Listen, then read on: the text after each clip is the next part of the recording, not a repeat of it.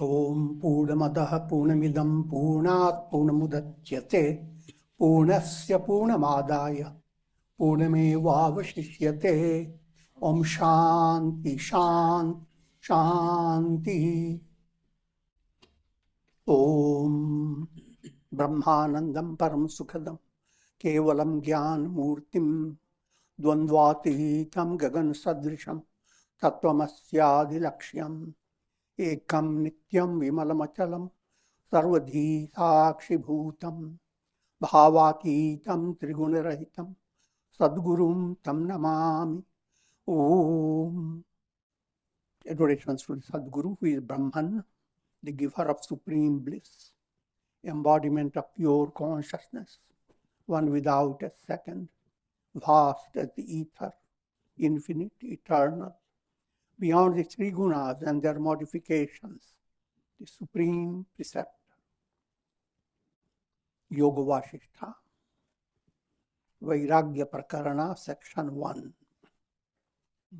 We have given you the invocatory verses, and let me reiterate one of the verses. Sfuranti sikarayasmat anandasya ambare vanau sarvesham jivanam tasmai brahmanandatmane namah. Three aspects of Brahman have been invoked: Sat, Chit and Ananda. Sat is absolute truth, reality. Chit is pure consciousness. And this present verse that I recited is Ananda, bliss. Adorations to the self in the form of the bliss of Brahman. Try to relax your mind and try to understand. The innermost reality in you, the innermost I am, is the innermost I am of the entire universe. I am of tables, of chairs, of mountains and rivers, stars, planets, Milky Ways, wherever your mind can go. All the informations you gather in a computer, all the informations you gather, they are in your computer. So I'm not going to that direction, but that innermost source is absolute joy. No matter how much you may move away from it, nature pushes you into it again and again, every day. Figure out when you go to sleep. Separates you from your senses, from your mind, from your intellect, from your ego, from all your imaginations, from all your sentiments. Cuts you off. And you are not at a loss. You wake up refreshed. You said, oh, slept wonderful. What did you get? I know nothing.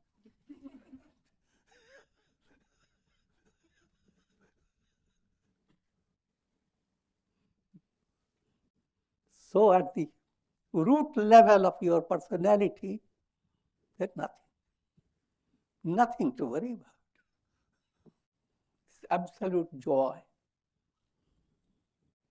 From the vast ocean of which all your awareness coming from deepest level, at the level of your intellect, that gives you understanding, the pure consciousness is the reality. It's like the sky.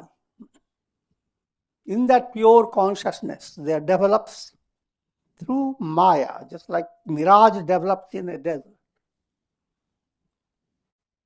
And whatever develops is sustained by absolute bliss. If you want to go to the very root, thread, and fiber of whatever you experience, it's of the nature of absolute bliss. All delights of the world, the delight that you experience through your intellect, when you understand something, or when there is clarity of your thoughtfulness, the joy that you experience when your feelings, sentiments are fulfilled, and that's a vast world. And the joy that you experience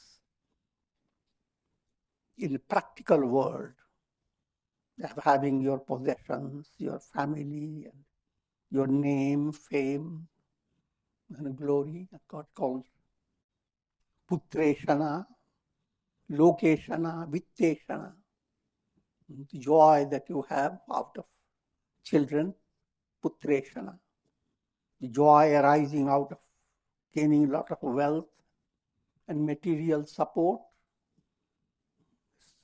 vitteshana, and the joy of going viral. Lokesh.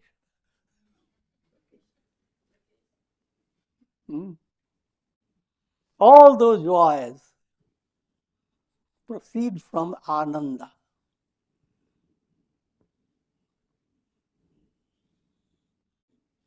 All delights of the world proceed as gentle dewdrops, a little mist coming up. Big freeze is up there in the north. The pure Ananda is absolute freeze in Brahman. But a little bit of that comes, and it's operating through every individual, through every soul, that allows everyone to live through life. Life is not simple. But what gives that type of ability to endure through life and continue to love life? There is a rasa within, there is a subtle joy. And that joy, the source of that is Ananda, the Absolute.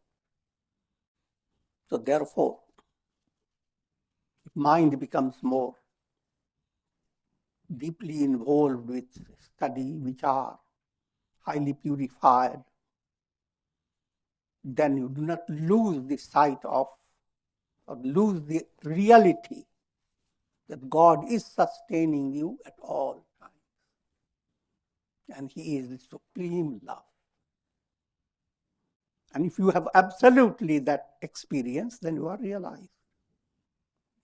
But until then, practice integral yoga in daily life and allow a sniff of that Ananda to come into your personality.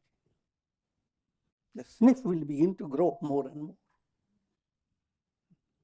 We are coming now to this, the way Yoga Vasistha is being presented in a storyline. Sage Agastya began in the days of yore. When you say yore, it is not yore.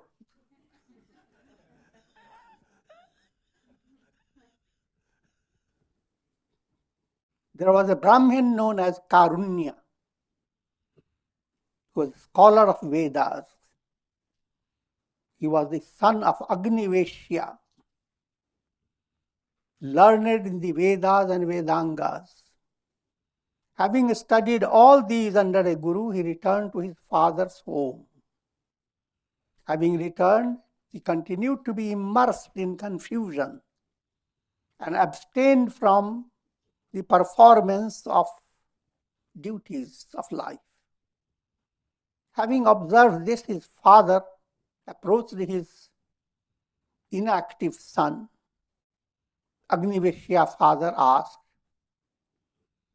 Intention was for the benefit of his son. He said, "O child, why have you ceased from performing your duties? Tell me, how can you attain success if you remain inactive? Please present before me the cause of your withdrawal from activities." Karunya answered. The Upanishads and the Smritis, implying the Vedas and subsidiary literature that promotes the Vedas, all of them enjoin that as long as one lives, one must perform yajna, known as Agnihotra, fire sacrifice, and daily religious rites. But all this performance does not put an end to the cycle of birth and death. At the same time, they also declare that moksha or liberation cannot be attained by wealth, by karmas, by all these ritual sacrifices as well as actions, or by progeny, allowing the children to do great things for you. It is solely by renunciation that seekers after truth attain supreme freedom. Simplify this. If you study scriptures, the highlighted themes are two: pravritti and nivritti. How to experience a heavenly joy called bhoga. And then there's a whole lineup of instructions and teachings. And what type of meritorious deeds will give you how much of joy, and what will lead you quickly to heaven, heavenly experience. And then there are scriptures that begin to give you another type of teaching, that all enjoyments of this world is just alpam, little, a drop. Bliss of Brahman alone is real. Not by karma, but by sannyasa alone, one can attain enlightenment. So therefore, the confusion arises in the mind. Should I stop all actions, run away from all actions, stay somewhere in a cave? Or should I continue doing action? Tell me, my guru, my father, of these two ordinances, which should be followed by me? Being confused on this account, I have become indifferent to the performance of works, karmas. You must realize, even in the Gita, the same question was asked by Arjuna. Should a person continue or should he renounce? As if these are two different things.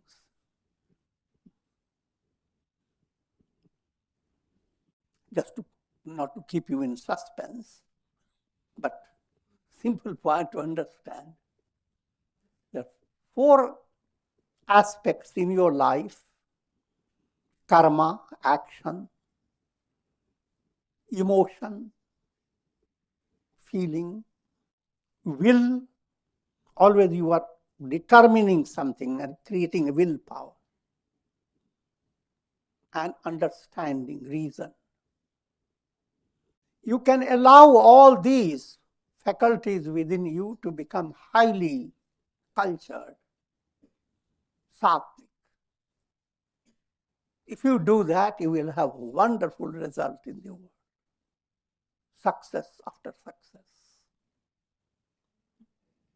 But only one defect. It will not give you liberation. Remember the story of the merchant who goes to buy a horse. Travels a long distance, go to Arabia. Famous merchant who deals with horses says, do you have a horse for me? And he says, I have the best horse that anybody could ever imagine.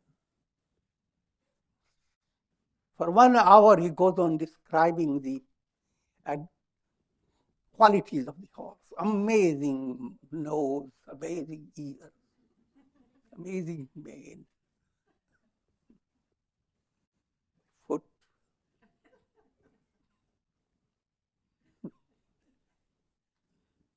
And the person who had gone to buy the horse, he asked, is there any defect? Sadly, the horse is dead.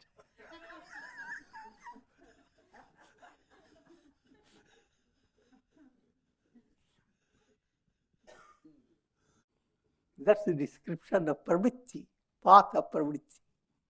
It can make you pass your examination. It will make you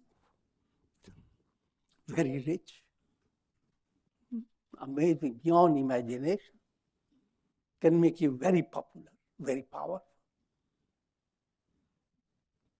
It can make you very well loved by people. But one defect.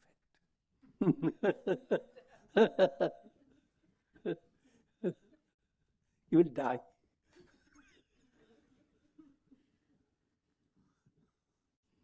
But you can ask, well, doesn't matter. But I have done all the good karmas.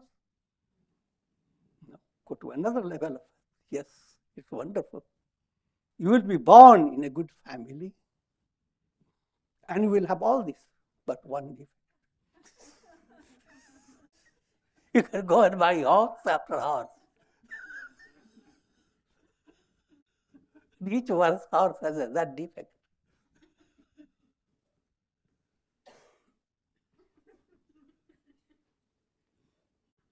So the mind must develop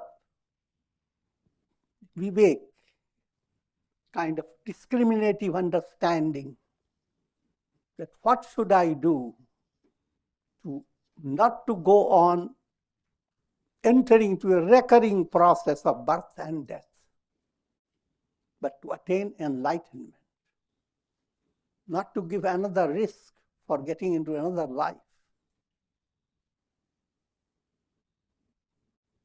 That movement, the answer is good, follow the path of sannyasa, nivritti. To the masses, you must understand when we say take sannyasa, but that's a ritualistic sannyasa. That's not the real answer from the scriptures. Simply becoming a sannyasi, putting in cloths and getting into an order, doesn't put you in order.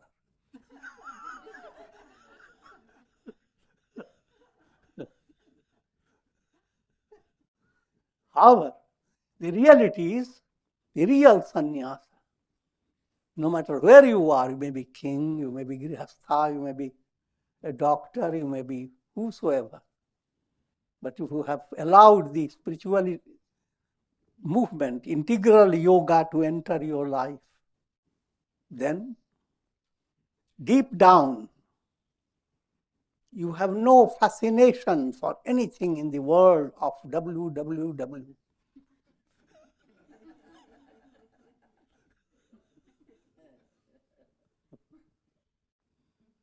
Where, why, when, time, space, causation, that www.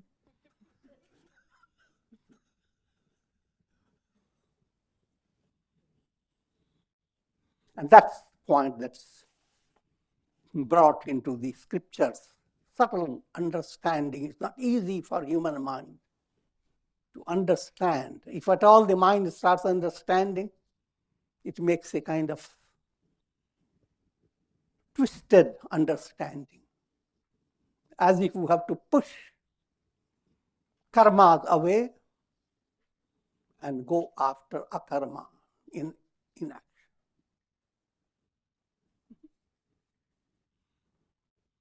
If you are facing dangerous situation in the dream, a dangerous set up. Your mind says they must run away. Bhagana. But a sage near him says, no bhagana, jagana.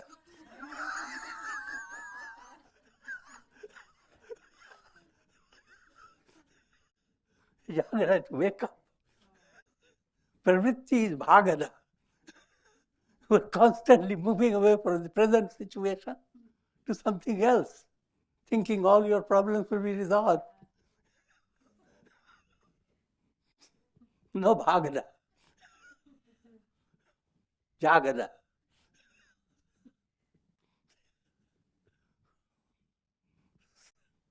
Continue your duties, that's perfectly okay. But don't set your mind that because some good karma you have done and that's all, your life has attained its highest. Every karma is putting you a bhagana, moving away from one difficult situation to a little relaxed situation. The jhagana process, awakening process, is not dependent upon the fruit of karma, but doing karma in such a way that it purifies your feeling. And purified feeling allows your willpower to become very strong. Sat sankalpa, not ordinary will that directs its strength towards attaining sat. And your intellect does not stay satisfied with intellectual palavras, verbal understanding that goes into intuition. So that's what we term as karma becomes karma yoga. Feelings follow the path of bhakti yoga. Will aspect of your mind follows the path of jnana yoga. And the intellect aspect follows the path of jnana yoga. And behind all that, there's one word, yoga. Yoga has 4 arms. All these 4 are interrelated. They're interrelated just like notes in musical veena, etc. So you cannot give a highlight. I will only do karma, or only do bhakti, or only meditate. You may do that with the understanding that others are also there, but not with the understanding that I must push others away, only I will do this. Then it will be narrow-minded practice, and there will be no success. So I have given you a big summary behind all this, but let's also enjoy the story. Sutikshna approached his father, that Agasti, and he asked, what path should I follow? And instead of answering to him directly, Agasti says, dear child, I will relate to you a beautiful story. Please listen. And having fully considered its significance, do as you like. Also give you a subtle art of teaching. It doesn't simply immediately say, oh, this is what you must do, knowing that he may act obedient to his father, but that type of scolding, he cannot bear it.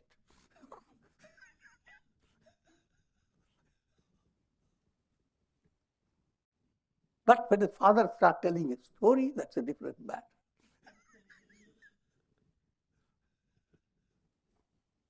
Now, what's that story? Once there sat a heavenly damsel. Of course, young people always like to hear damsels.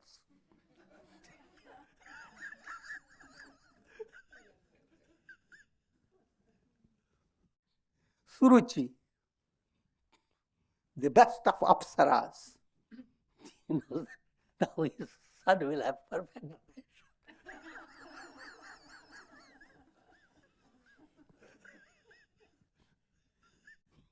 on a mountain peak in the Himalayas that abounded with peacocks. See, wonderful setting now. Here the Kinnaras, the beings of the astral world, afflicted with desire, sported with their mates, and the heavenly stream of Ganges flowed on, washing away the sins of people. It's a highly picturesque setup. In these picturesque surroundings, Suruchi saw a messenger of Indra soaring through the sky. Then the most fortunate Apsara addressed the divine messenger. O great one, where are you coming from? Where are you going? Please tell me all this.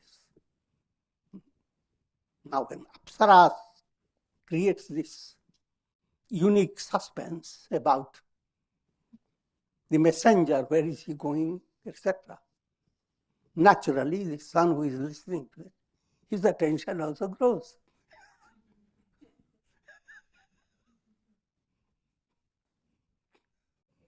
See the art of giving advice. You could have direct said, you listen, bring your attention. No, in the story, Suruchi is the one.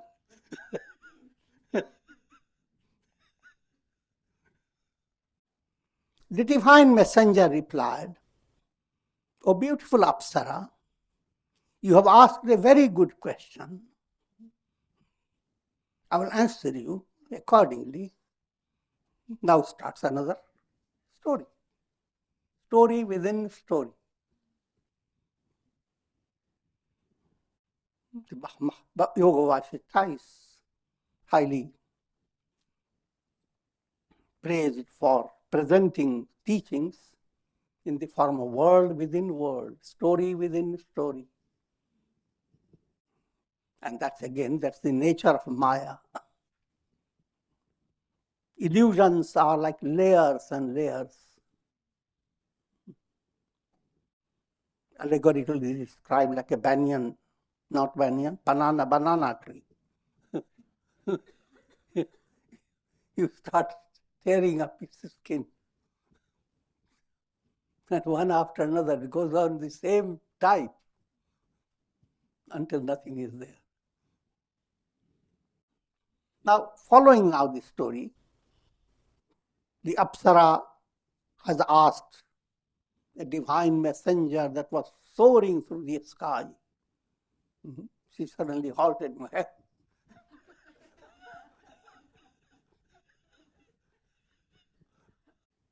Tell me, where are you going? In such rush.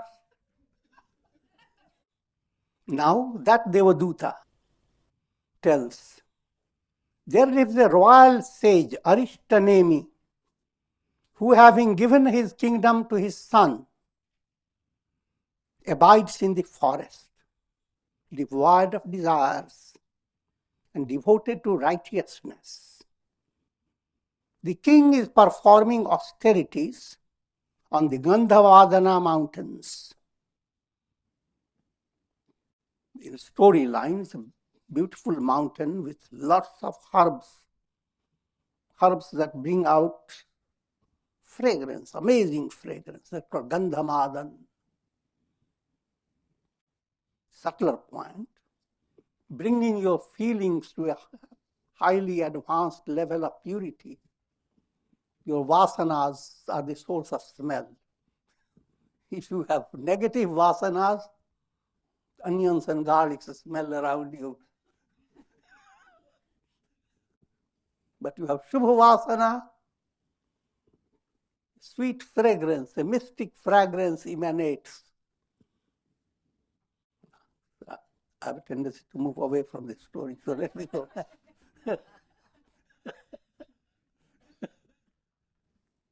So that Arishtanemi, the great sage, was practicing intense austerity The king is performing austerities on the Gandhamadana mountains, where the fragrance from herbs intoxicates the mind. O Apsara, listen, I shall relate to you all that has happened with Arishtanemi. Indra commanded me to take a heavenly chariot bearing dancing apsaras and their musical instruments and furnished with a band of Gandharvas. All these are sources for pleasure. Indra had commanded his Devaduta, his messenger, to take all these celestial enjoyments, present it to that ascetic who has been practicing intense austerity. Accordingly, I drove the celestial Vimana, the old-time airplane, mystic airplane, to Arishtanemi and delivered to him the message of the heavenly Lord Indra. Hearing my words, King Arishtanemi was reluctant to accept the gifts of Indra. For majority of people, that's the most wondrous thing. It's like you are getting a lottery of millions and millions of dollars. Why should you refuse it? King Arishtanemi said, O divine messenger, tell me, what are the advantages and disadvantages of heavenly world? Please enlighten me on this point. Then I will decide whether to accept the heavenly joys or not. The messenger of God said, heavenly joys are experienced according to the meritorious karmas of the souls. Those who have the highest type of meritorious karma in their possession, they enjoy the highest delights in the heavens. Those who have the medium type, they enjoy medium form of joy. And those who have the lowest type, they have the lowest forms of heavenly delight. To allegorically try to understand. All those who go to heaven, the description is giving you, they are not at rest because they see souls enjoying more. Those who have done a lot of good karmas, they are close to Indra's palace. Whenever Indra creates any wonderful dish, they have a little fish of the smell of you.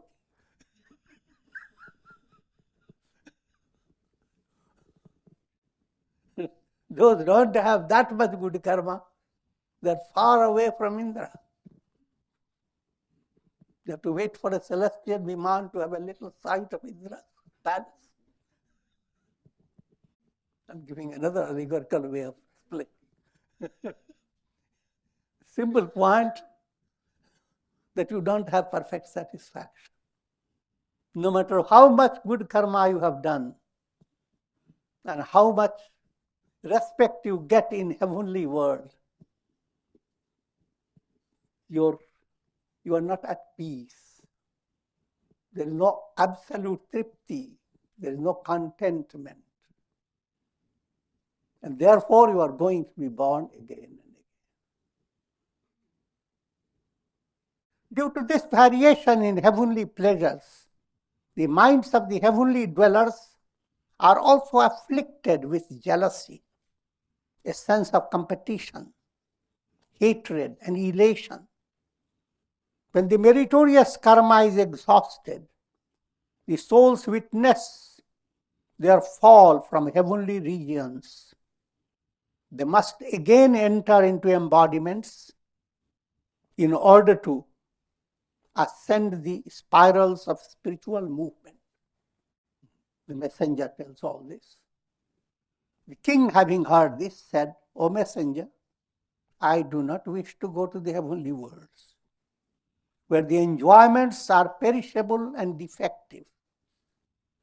I will give up my body by performing intense austerity, just as a snake gives up its skin and glides on.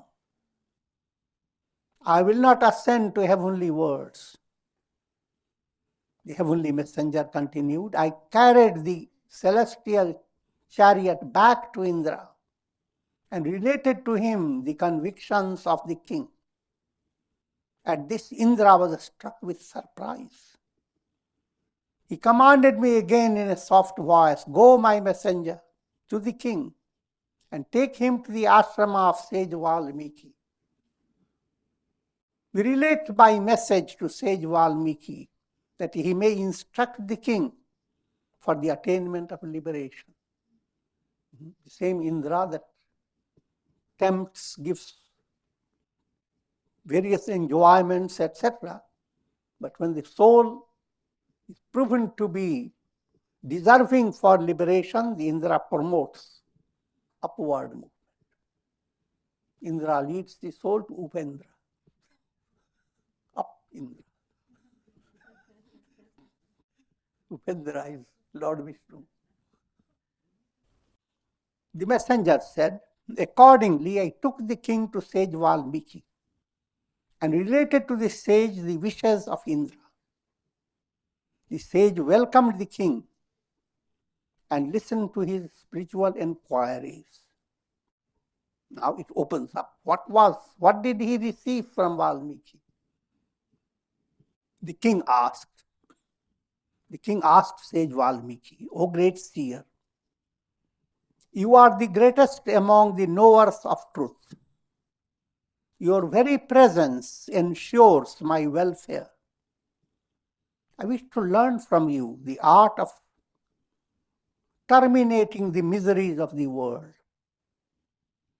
I am afflicted with the sorrows of the world process.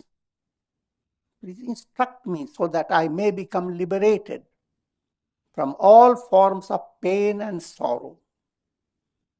At this, sage Valmiki said to the king, I will relate to you the story of the Ramayana, which expounds the nature of indivisible Brahman. When you listen to the teachings, you will attain liberation in life. The Ramayana is in the form of a dialogue between Rama and sage Vasistha. This is a potent method for attaining self-realization and is highly propitious. You are a fit aspirant to listen to this teaching. When the word Ramayana has been used, it relates to Yoga Vasistha. And more precise term for it is Maharamayana. Simple Ramayana relates to the story of Rama and all his movement to destroy Ravana. But Maharamayana is all the teachings that he receives from sage Vasistha. So Valmiki says to Arishthanemi about the teachings Rama received from him. King Arishthanemi asked, O best among the sages, who is Rama? What is his nature? In what family was he born? Was he in bondage or in the state of liberation? Please tell me all this. Therefore, sage Valmiki explained how the divine Vishnu chose to incarnate among the mortals, having accepted curses from various persons. But all this allegorical story, the story of divine incarnation, what led God specialized in an allegorical way as Lord Vishnu. What I'm leading to understand, God relates to Brahman, the absolute. But the absolute can be approached through saguna form, same absolute through sattva predominating prakriti called Maya manifests as Brahma the creator, Vishnu the sustainer, Shiva the destroyer. Worship of Brahma is not popular. It was once upon a time, but through religious spiritual evolution, the mind of people became more associated with creation when Brahma's name is uttered. So therefore, in order to attain release, Vishnu and Shiva, they become the God, Sagun Sakar God, and you have a choice. And again, in scripture, both are devoted to each other. Now, this is all allegorical story now. What led Vishnu to incarnate? Let me remind you from a spiritual point of view. Story of bondage and release relate to every soul. And in order to attain liberation, two-aspected cosmic movement has to occur. One is called Arohan, nature ascending. Another is called Avataran, God descending. See, mountain is ascending, growing, and the light of the sun shining, and as if coming down. This coming down movement is Avataran, avatar. That avatar has to happen in every individual. Every individual has to allow the nature to become highly purified. We allow the nature to rise. And along with it, God coming down. The end result, mind becomes enlightened and soul doesn't need the mind. Realizes I am that, Brahman. So that's the avatar's purpose. But when you apply this to society, when you look at generality of masses, they follow a divine law. Whenever negative qualities, demoniac qualities increase in society, that means whenever demons become powerful, dharma is degraded. Yada hi dharmasya glanir bhavati bharata abhyutthanam adharmasya. Then in that situation, it is so planned that a divine personality, a soul incarnates as a great Mahatma, as a great Savior.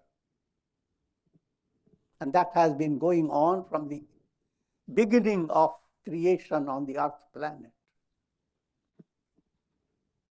And this follows a very simple law, just like whenever there is low pressure, hurricane develops, cyclone develops. Hari comes with a cane.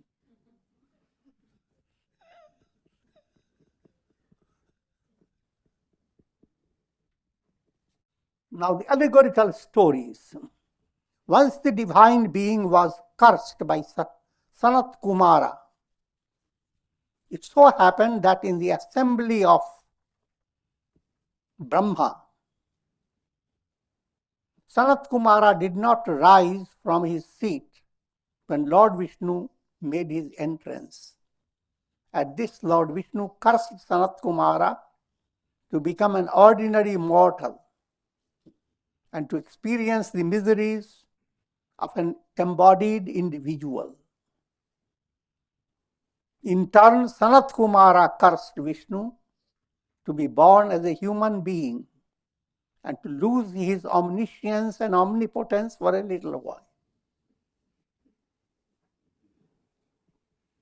It is a highly allegorical description of self and chitta. Chitta process represented by Sanat Kumar.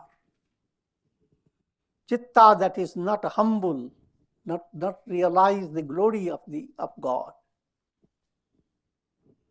And God in turn as if angry with the chitta.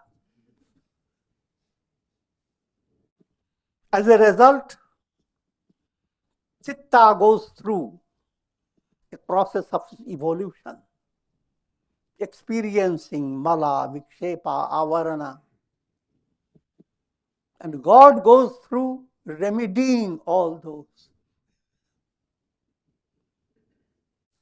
So God is descending, Prakriti is ascending. And that's the reason behind avatar. To the masses is just the history. That stupid Sanat Kumara didn't get up.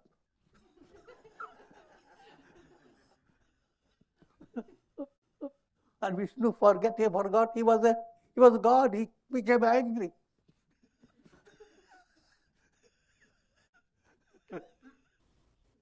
Can't figure that out.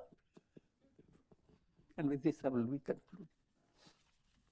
And there are more stories after stories. Om Triambakam Jamahe Sugandhim Pushti Vardhanam Urvarukam Bandhanan Mrityor Mukshiyamamritat Sarve Bhavantu Sukhina Sarve Santu Niramaya Sarve Bhadrani Pashyantu Ma Kashchid Dukha Bhag Bhavet Asato Ma Sadgamaya Tamso Ma Jyotirgamaya Mrityor Ma Mritam Gamaya Om Purnamadaha Purnamidam Purnat Purnamudachyate Purnasya Purnamadaya Purnamevavashishyate Om Shanti Shanti Shanti Hari Om.